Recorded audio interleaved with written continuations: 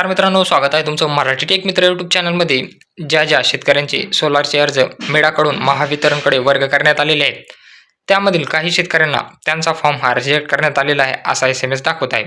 तर त्यांचा अर्ज का रिजेक्ट करण्यात आलेला आहे आणि तिथं काय दाखवत आहे याबद्दलची माहिती आपण या व्हिडिओमध्ये जाणून घेणार आहोत.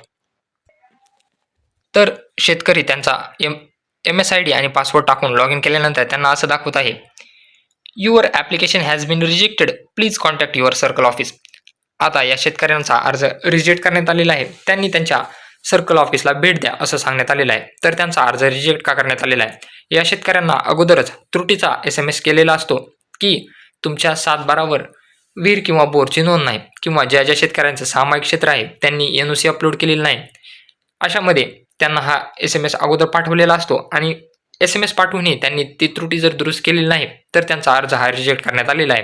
तर त्यांनी काय करायचं आहे, अर्ज रिजेक्ट झाल्यानंतर त्यांच्या महावितरण सर्कल ऑफिसला भेट द्यायची आहे आणि त्यांना कारण विचारायचं आहे की आमचा अर्ज का रिजेक्ट झालेला आहे. त्या पुढील जी प्रोसिजर असेल ते तुम्हाला सर्कल ऑफिसवाले सांगतील. तर व्हिडिओ आवडला असेल तर चॅनलला नक्की सबस्क्राईब करा आणि बेल आयकॉनला प्रेस करायला विसरू नका.